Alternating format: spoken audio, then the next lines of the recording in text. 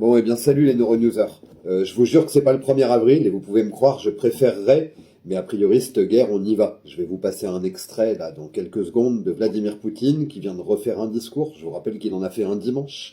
Il en avait fait un vendredi après-midi. Ça monte crescendo. Là, ce qu'il dit, c'est que... Alors, il y en a deux, hein. Il y a un petit discours sur un bureau, je vais pas le remettre, mais voilà, où il dit qu'il va écraser l'Ukraine. Et puis, il y a ce discours-là, qui résume toute la situation. Donc, je vous invite à vraiment l'écouter, parce que c'est un grand homme. Et ce discours, il est historique, hein, il faut le dire. Hein, voilà. Alors, on n'est pas du bon côté de la barrière, c'est comme ça.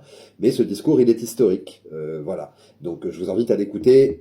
Vous connaissez la formule, c'est là-haut que ça se passe. Mes chers compatriotes, mes chers amis, aujourd'hui, je me tiens devant vous pour partager une vérité qui ne peut plus être ignorée. Ces derniers jours, un événement d'une extrême gravité a eu lieu. Nos services de renseignement, ainsi que des observateurs internationaux, ont révélé des informations qui ne peuvent être plus claires. Un plan malveillant est en train de se déployer sous nos yeux. Un plan fomenté non seulement par le régime de Kiev, mais aussi par des puissances étrangères, notamment certaines nations européennes, qui cherchent à déstabiliser la Russie. Le gouvernement ukrainien, sous la houlette de Volodymyr Zelensky, soutenu sans relâche par les élites européennes, se montre prêt à tout pour violer les engagements de cessez-le-feu qui avaient été acceptés de bonne foi par la Russie. Cela ne fait aucun doute.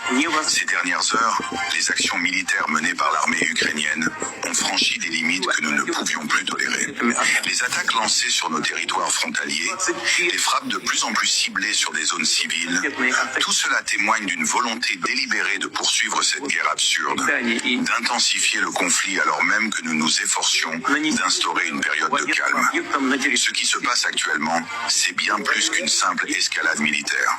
C'est un plan orchestré, froidement calculé, pour empêcher toute possibilité de négociation, pour saboter toute tentative de paix. Il est clair, et ce n'est pas la première fois que je le dis, que ce n'est pas seulement l'Ukraine qui est derrière cette guerre. Non, l'Ukraine n'est qu'un instrument, un pion, dans un jeu beaucoup plus vaste. Derrière Zelensky, nous retrouvons des puissances européennes et des forces globales, principalement issues de l'OTAN, qui ne veulent pas d'une solution pacifique. Ils ne cherchent pas à résoudre le conflit, mais à prolonger les souffrances des peuples de la région et à maintenir la Russie dans un état de guerre permanente. Ils croient, ces dirigeants européens, que la Russie sera prête à céder, qu'ils peuvent de nous pousser dans une position où nous nous retrouverions contraints à nous soumettre à leur dictat. Mais je vous le dis ici, aujourd'hui, avec toute la gravité de la situation, la Russie ne fléchira pas. Nous avons déjà démontré notre force de résistance et notre engagement à défendre notre territoire. Nous avons montré à maintes reprises que nous n'hésiterons pas à prendre toutes les mesures nécessaires pour protéger notre peuple et notre nation. Les dirigeants européens, qui prétendent défendre la démocratie et la liberté, envoient pourtant des armes et des ressources militaires à un gouvernement qui ne respecte ni les droits des civils, ni la souveraineté des nations. Ils utilisent le gouvernement ukrainien comme un simple levier pour attiser le feu de la guerre. La situation sur le terrain est de plus en plus grave et ces puissances étrangères sont en train de saboter les dernières chances d'une paix possible. Plutôt que d'encourager les négociations, elles encouragent la violence, les attaques militaires et l'aggravation des souffrances humaines. Je vous le dis en toute franchise, ce n'est pas une simple guerre entre la Russie et l'Ukraine. C'est une guerre géopolitique où des puissances extérieures cherchent à affaiblir la Russie, à déstabiliser notre nation, à diminuer notre rôle sur la scène internationale. Leur objectif est de créer un monde unipolaire où leur domination serait totale. La guerre en Ukraine n'est qu'une facette de ce grand projet. Ils veulent prendre le contrôle des régions clés de l'Europe de l'Est. Ils veulent réduire l'influence de la Russie dans le monde et ils sont prêts à sacrifier des vies humaines, à sacrifier des peuples entiers pour parvenir à leur fin.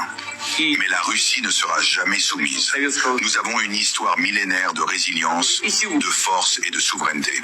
Nous avons des alliés dans le monde entier, des nations qui, comme nous, défendent leurs valeurs et leurs intérêts face à l'hégémonie occidentale. Notre nation est prête à répondre à toute nouvelle provocation, à toute nouvelle tentative de violation de notre sécurité. Nous avons des moyens militaires, politiques et diplomatiques pour répondre à ces menaces. Nous mettrons en œuvre toutes les stratégies nécessaires pour protéger notre nation et garantir que le plan malveillant des Européens et de Zelensky échoue.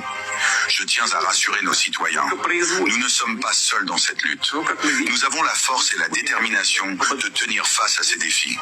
Nous continuerons à défendre nos frontières et nos intérêts, à repousser toutes les attaques et à chercher des solutions pour la paix, bien que celle-ci soit constamment sabotée par ceux qui souhaitent la guerre. Je vous appelle, mes chers compatriotes, à rester unis. Nous sommes à un tournant de notre histoire. Le monde regarde et il est de notre responsabilité de prouver que la Russie est prête à se défendre, à protéger sa souveraineté et son avenir, quel qu'en soit le prix. Nos ennemis doivent comprendre une chose.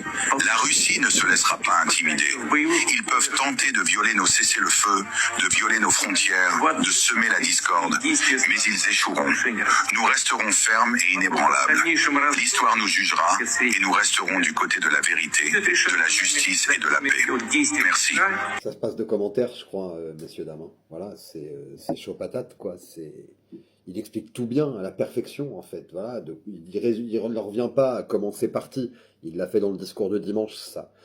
Mais là, voilà, je vous dis, après, il y a une petite conférence de presse où il est sur un petit bureau qui ressemble pas à grand-chose, d'ailleurs. Une ambiance russe, on va dire, quoi, assez froide. Et il explique qu'il va les écraser. Que voilà, ça y est, là, il est obligé, sur le terrain, de passer à la vitesse supérieure. Et réécoutez ce discours, je vous jure, écoutez-le 3 fois de suite, parce que ça vous permettra d'être en phase avec la réalité de ce qui se passe. Quand on écoute nos médias dégénérés, on est à l'ouest de ce qui se passe, en fait. On reste genre, on peut pas comprendre ce qui se passe. Là, il explique tout, en fait.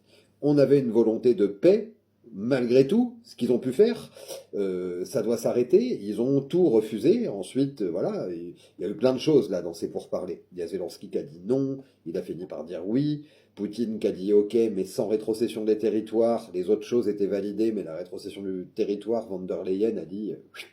Et en fait, l'Europe a balayé cette paix sans qu'on ne lui demande quoi que ce soit. Et on a vu aux ordres de qui Zelensky était. Zelensky, il est dans une drôle de posture. Il peut se faire effacer par l'histoire, à tout moment. Qui choisissent les Américains, qui choisissent les Européens. Il a plus de garanties avec les Européens. Voilà. Par contre, nous, en cas de guerre, quelle garantie on a Demain, la Russie sont capables de mener une guerre sur l'Angleterre, l'Allemagne, la France, l'Espagne, la Belgique, le Portugal, la Hollande et puis l'Ukraine en même temps. Hein. Pour eux, c'est absolument pas impossible. Ils ont tout ce qu'il faut pour le faire. Et alors après, voilà, la guerre aujourd'hui, il faut voir ce que c'est au niveau armement. Ça dépasse l'entendement, hein, comparé à ce que ça pouvait être en 39-45, évidemment. Mais justement, sur de l'armement nucléaire, aujourd'hui, les meilleurs spécialistes expliquent qu'on a 15 à 20 ans de retard sur eux, en supposant que dès demain, on mette des milliards et qu'on s'y mette vraiment. Voilà. Donc, sauf que voilà, la paix était proposée, von der Leyen l'a balayée avec une phrase à la con, genre rien de négociable s'il n'y a pas la rétrocession des territoires qui ont été pris par les Russes. Macron qui a dit oui oui devant Donald, et puis ensuite qui a dit non non, et puis Starmer, et puis vous connaissez l'histoire ensuite. Hein. Poutine explique ça parfaitement. Et en fait, je perdrai mon temps à essayer de l'expliquer avec d'autres mots, puisqu'il le fait avec des mots simples. Hein. Je vois pas comment on peut mieux résumer l'histoire passée en remontant à partir de l'investiture de Trump, ou même 15 jours après l'investiture de Trump, c'est-à-dire depuis mi-février. Ça fait pas longtemps, ça fait 1 mois et demi. Il s'est passé beaucoup de choses depuis 1 mois et demi. Le résumé, il est parfait. Et je vous jure, si vous voulez être au fait des choses, mais repassez-vous cette capsule, pas pour faire une vue, hein, j'en ai rien à foutre, hein, juste pour ce que Poutine explique, parce que ce qu'il explique, c'est d'une justesse, voilà, on voit que c'est tout le contraire. Macron, nous, qu'est-ce qu'il a fait avant-hier? Il a fait un espèce de discours bien foireux, dans lequel il en reste sur la russophobie tout ce qu'il peut, et voilà.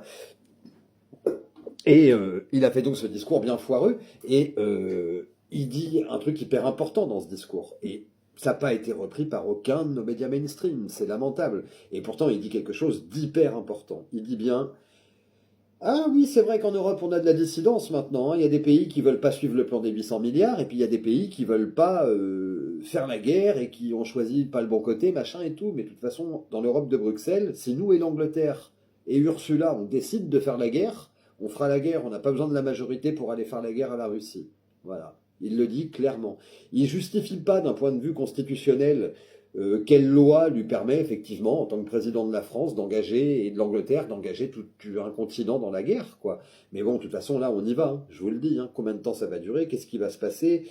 Tout dépend de ce que vont faire les Européens. Voilà. Est-ce qu'ils vont envoyer une bombe nucléaire sur les Russes ou pas? Ils en sont capables. Ils en sont capables. N'oubliez pas ce que Trump a dit. Ils veulent le chaos. Il a même dit plus fort que ça. Ils rêvent de chaos. Voilà. Et puis, quand on sait ce qu'ils ont à assumer, là, effectivement, ils en sont capables. Hein. Ils sont capables de frapper en premier. De toute façon, Zelensky envoie des drones remplis de dynamite, enfin d'explosifs et de billes d'acier sur des immeubles russes et des maisons. Enfin, pour faire des dégâts sur des civils, alors que Poutine, depuis le début, fait tout ce qu'il peut pour qu'il y ait le moins de pertes civiles possible. Et hormis chez les soldats, on voit bien, dans la population russe, c'est pas comme à Gaza, hein, ça tombe pas comme des mouches par 20% d'un coup, quoi. Donc voilà, la situation, elle est très très très très compliquée. Si ça pète, combien de temps ça durera? Je le répète, moi, dans ma théorie à moi, l'Europe, Macron, compagnie, veulent que ça dure, hein, pour bien exploiter au maximum la situation.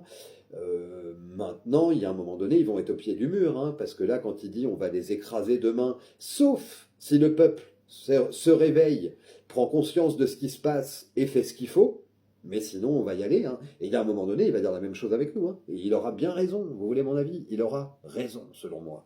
Donc, et vous le savez, hein, ce que j'en pense hein, maintenant. Hein. Donc voilà. Il n'y aura pas d'autre capsule pour ce soir, parce que celle-ci a été vraiment pour moi hyper importante de la monter. Je ne voulais pas attendre demain.